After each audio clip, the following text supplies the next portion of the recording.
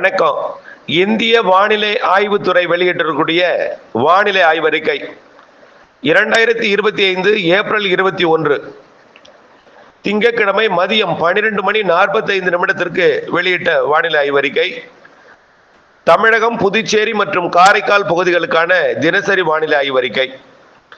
கடந்த 24 மணி நேர மழை நேரத்திற்கான வானிலை தொடர்பான தொகுப்பு. மழை நிலவரம். தென் தமிழகம் மற்றும் வட தமிழகத்தின் உள்பகுதிகளில் ஓரிரு இடங்களில் மழை பெய்துள்ளது. வட தமிழக கடலோர மாவட்டங்கள், புதுவை, காரைக்கால் பகுதிகளில் வறண்ட வானிலை நிலவியது. பதிவான மழை அளவு சென்டிமீட்டரில் தூத்துக்குடி மாவட்டம் கோவில்பட்டி 3 சென்டிமீட்டர், சிவகங்கை மாவட்டம் இளையான்குடி 2 சென்டிமீட்டர், ராமநாதபுரம் மாவட்டம் கமுதி ARG 1 சென்டிமீட்டர். வெப்பநிலை நிலவரம். அதிகபட்ச வெப்பநிலை வேலூரில் 40.2 டிகிரி செல்சியஸ் பதிவாயினது.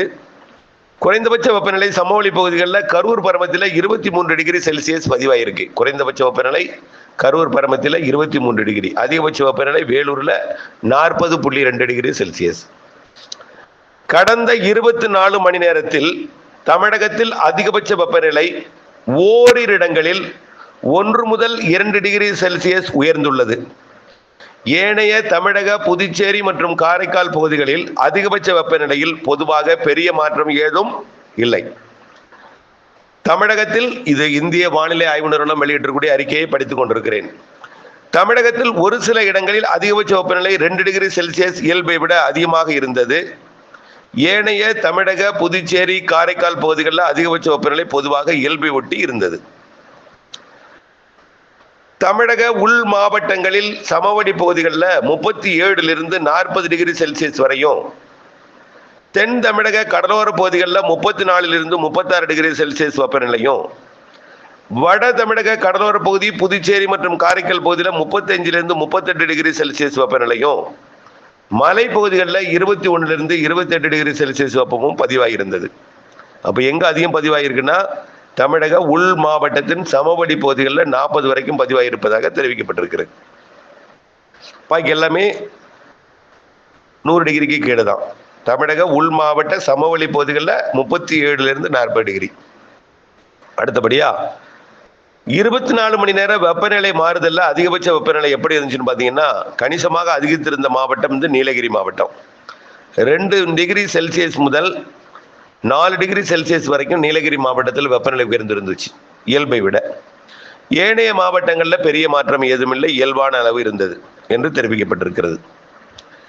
அடுத்தபடியா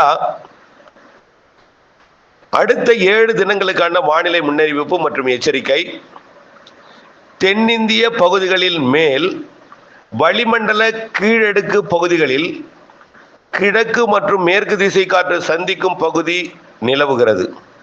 கிழக்கு மேற்கு திசை காற்று சந்திக்கிறது வளிமண்டலத்தில் கீழடுக்கு, மேலடுக்கல. வளிமண்டலத்தின் தென்னிந்திய பகுதிக்கு மேல் வளிமண்டலத்தின் கீழடுக்கில் கிழக்கு மற்றும் மேற்கு திசை காற்று சந்திப்பு நடைபெறுகிறது என்று தெரிவிக்கப்பட்டிருக்கிறது.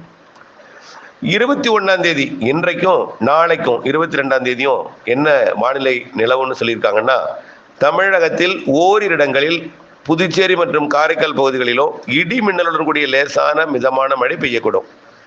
தமிழ்நாட்டில் ஓரிரு இடங்கள், புதுச்சேரி, காரைக்கால் உட்பட ஓரிரு இடங்கள்ல லேசான மிதமான மழை பெய்யக்கூடும்னு சொல்லியிருக்காங்க. அது காரைக்கால், புதுச்சேரி சேர்த்திருக்காங்க.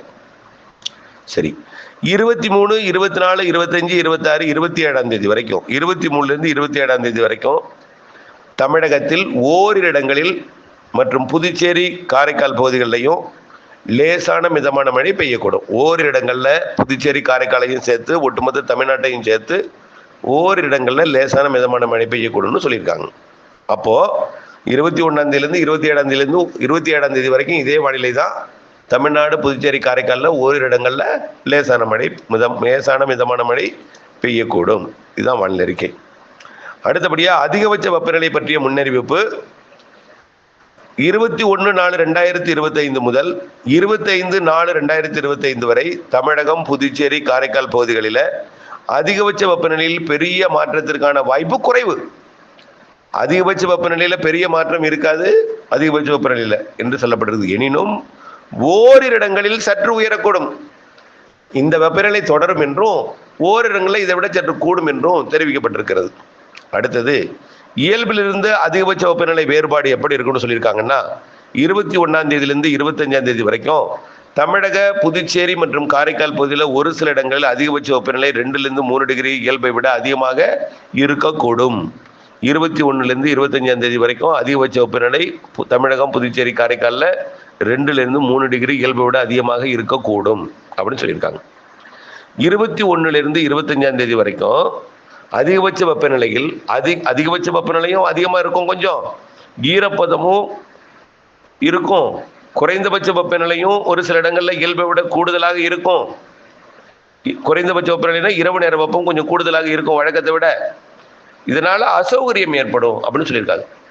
அசௌகரியம் அப்படின்னா வியர்வை, புழுக்கம், அந்த இது ஏற்படும். அசௌகரியமாக இருக்கும் இயல்பாக இருக்கிறத விட. 38, அதாவது 98.6 டிகிரி ஃபாரன்ஹீட் நம்ம உடல் வைப்போம். இதை தாண்டினா அசௌகரியம் தான், ரொம்ப அசௌகரியம் ஏற்படும். அடுத்தபடியாக சென்னை மற்றும் புறநகர் பகுதிகளுக்கான வானிலை முன்னறிவிப்பு.